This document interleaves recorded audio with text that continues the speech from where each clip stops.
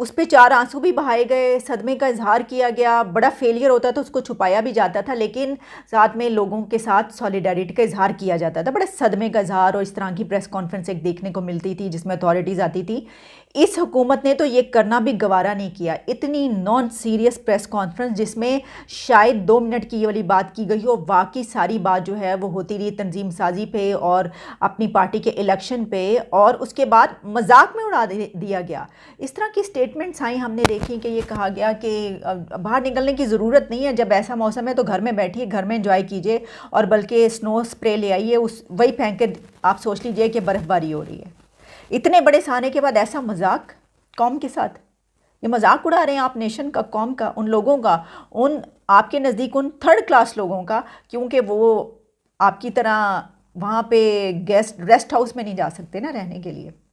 वो किसी हुकूमती या किसी फ़ौजी अथॉरिटी के अंडर जो रेस्ट हाउसेज हैं वहाँ पर रहने के लिए नहीं जा सकते थे, उन्हें वहाँ पे जाकर बेचारों को होटल्स में रहना पड़ना था, इसलिए आप उनका मजाक उड़ा रहे हैं। एक तरफ पहले ये कहा गया कि क्या बात है, वाह वाह, 1 लाख से ज़्यादा लोग पहुँच गए, और फिर कहा जा रहा है इतने लोग क्यों पहुँच गए। शेख रशीद साहब ने आके कहा हम कैसे संभाले इतने लोगों को।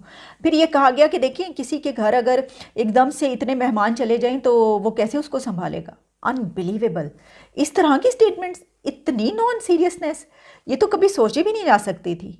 जिस किस्म का बिहेवियर इसके बाद सामने आया, यानी देखें एक होता है ना, ठीक है बहुत सारे इस तरह के हो जाते हैं और बड़ा फेलियर भी होता है, लेकिन उसको एक्सेप्ट किया जाता है, या कम से कम आंसू तो बहा लिए जाते हैं ये दिखाने के लिए कि हम आपके साथ हैं। ऐसा नहीं होता कि उस पर हवा में उड़ा दिया जाए, या तो कि नहीं इसमें तो हमारा फेलियर नहीं है, ये तो नेचुरल डिज़ास्टर है, क्या करें इसमें। अच्छा, उसके बाद इसी दौरान कहा गया कि मुस्लिम लीग न्यूज़ जो है उसको, उसके ऊपर अरबों रुपए की जो है वो फॉरेन फंडिंग है, वो उसको पहले करे, साबित करके दिखाए। इसी दौरान मुझे ये स्टेटमेंट भी इसके बीच में ही देखने को मिली जब ये बातें हो रही थी। मतलब अनबिलीवेबल कि आप एक ऐसे टॉपिक में एक वो वाले टॉपिक्स ला रहे हैं जिससे लोगों की नज़र हट के दूसरी तरफ चली जाए, तो लोगों को सब पता चल रहा होता है। मैं ये क्यों कर रही हूँ प्रोग्राम, इसलिए कर रही हूँ कि उन लोगों की आवाज़ सिर्फ हम ही चंद लोग बन सकते हैं।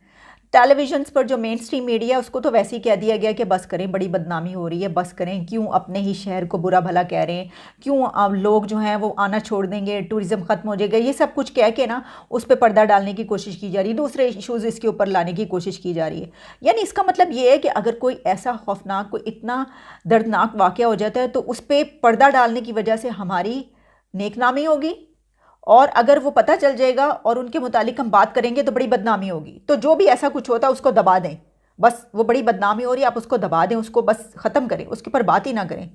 ये चाहते हैं आप लोग, ये होना चाहिए। तो उन लोगों की आवाज़ कौन बनेगा जिनके साथ ये हुआ है।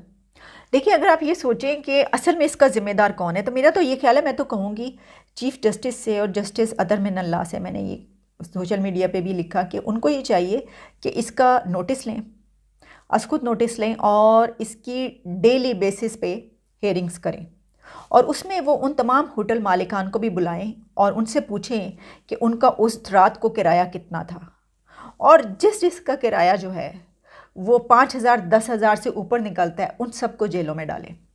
उनसे कहें कि तुमने, अगर तुम्हारा ज़्यादा था भी फ़र्ज़ करो, और तुम इस तो इतने ज़्यादा एक ऐसे मौके पर कि जब एक आफत आई हुई हो उस वक्त भी तुमने कम नहीं किया, और लोगों को खुद से दरवाजे नहीं खोले कि वो आके रह लें। एक कॉन्ट्रडिक्शन है। कुछ लोग ये कह रहे हैं कि वहाँ के लोगों ने बिल्कुल भी हेल्प आउट नहीं किया जो आम पब्लिक थी, लेकिन इसके लिए कुछ स्टोरीज़ ऐसी आ रही हैं कि लोग वहाँ पे कुछ आए, उन्होंने कुछ लोगों को गाड़ियों से निकाला, उनको एक मस्जिद में जाके ठहराया, सारी रात वो वहाँ पर ठहरे रहे, और कुछ और इस तरह की 1-2 कहानियाँ ऐसी हैं। फिर लोगों ने मिल के जो है वो गाड़ियाँ निकलवाई वहाँ से, फिर रेस्क्यू वालों ने काम किया, फ़ौज के जवान पहुँचे और उन्होंने लोगों को चाय बिस्किट खाने पीने की अशिया और उनको निकालना शुरू किया, तो साथ ही प्रोमोटर्स भी शुरू हो गए।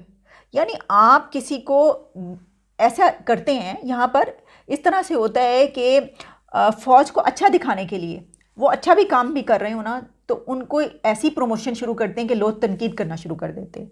यानी वो बजाय तारीफ़ के वो तनकीद बन जाती है। लोग कहते हैं कि क्यों इस तरह, यानी आप फ़ौरन नारे लगाने शुरू हो गए, पाक फ़ौज की क्या बात है, अगर कोई आया है तो सिर्फ फ़ौज ही आई है बचाने के लिए, अगर किसी ने ये काम किया तो बस इन्होंने किया है, और तो मतलब क्या फ़ौज का क्या काम है, फ़ौज ही करती है ऐसे वक्त पर। पूरी दुनिया में जब कोई ऐसा होता है डिज़ास्टर तो ये काम होता है, फ़ौज ही आती है और वही संभालती है ऐसी जगहों पर।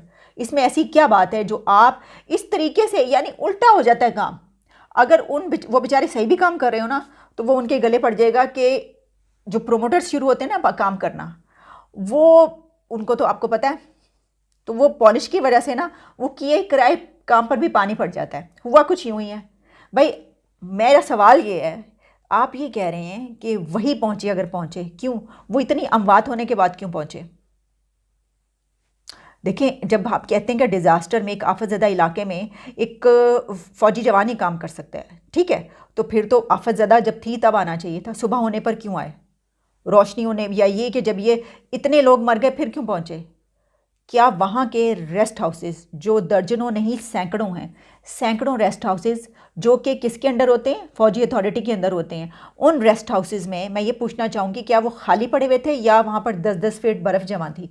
जिस तरह शहबाज गिल ने कहा था 10 फीट बर्फ़ जमा है गवर्नर हाउस में, वो कैसे खोला जाए? मैं खुद अभी देख के आया हूँ। और उसके बाद महकमा मौसमियात ने, उसने ये बताया है, मेट ऑफिस ने, कि जो बर्फ़बारी है वो इस तरीके से हुई है कि 4 जनवरी को 6 इंच बर्फ़ पड़ी है और उसके बाद 5 जनवरी को 8.5 इंच बर्फ़ पड़ी है।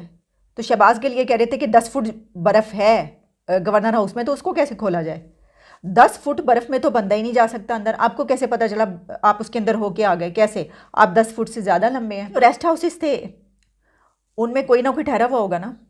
सारी बड़ी बड़ी अथॉरिटीज़, फैमिलीज़ के लोग ही ठहरे हुए होंगे ना। ये तो हो नहीं सकता ये वाला सीज़न हो और लोग घरों में अपने बैठे हुए वहाँ पे ना गए हों, जिनके पास ये फैसिलिटीज़ हो, आराम से वो बगैर पैसों के वो दे के वहाँ पर जाके रह सकते हैं। ऐसे ही है ना वो सब। लेकिन उस एक रात में उन रेस्ट हाउसेस में उन लोगों में से कोई एक बंदे को भी नहीं लेकर गया। इसकी क्या वजह है? ऐसा क्यों हुआ? और वो उस वक्त क्यों पहुँचे हैं कि जब ये सब कुछ ख़त्म हो चुका था? ये सवाल पैदा होते हैं ना जब आप ये करते हैं ना, जब आप उसको बढ़ा चढ़ा के पेश करने की कोशिश करते हैं और उसको किसी और तरफ ले जाते हैं, तो फिर ये सारे सवाल पैदा होते हैं। और इसके ऊपर एक साहब जो है वो बड़ा अच्छा बोले हैं, उन्होंने भी फिर उनके दिल का वो निकला है। उन्होंने कहा कि भाई ठीक है, लेकिन इसको आप किस तरफ अब लेकर जा रहे हैं? तो वो जो बोले हैं वो भी मैं आपको दिखाई देती हूँ और फिर इसी के ऊपर मैं आपसे इजाज़त भी चाहूँगी। देख लीजिए वो क्या कह रहे हैं।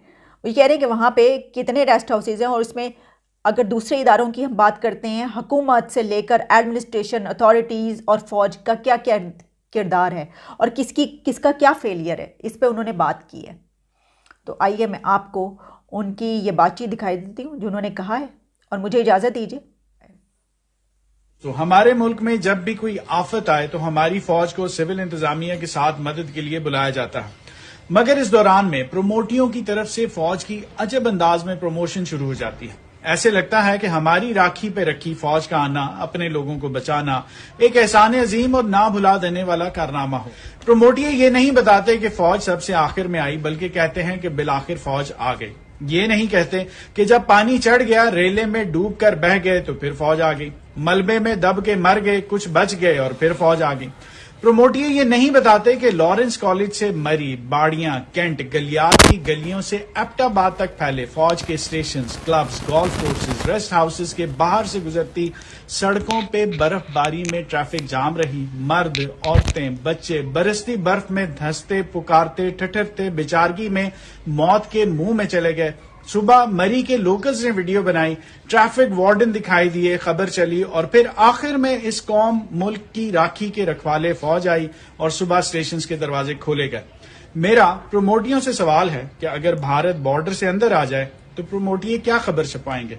हिंदुस्तान ने हमला कर दिया और मुकाबले के लिए पाक फौज मैदान में उतार दी गई। हम फौज किसी पड़ोसी मुल्क से तो नहीं मंगवाते और ना ही हमें बचाना कोई यूएन पीस कीपिंग मिशन है। भाई ऐसा नहीं, हम पाकिस्तानी हैं, पाक फौज हमारी है। गार्ड और रेस्क्यू करना दुनिया की हर फौज का काम है और दुनिया में हर जगह ये रिजर्वायर, ये मदद का आखिरी जोर, उम्मीद की आखिरी किरण ही काम आती है। अगर सेल्फियों से अभी भी जेल नहीं भरा फिर आ जाओ। डीसी टिक्का कब बना रहे हैं? बस टिक्का भाईजान, इन बुजुर्गों के ये आगे कैंप है, कीमती चीजें निकालें और साथ कैंप है, कैंप में जाए। वाह,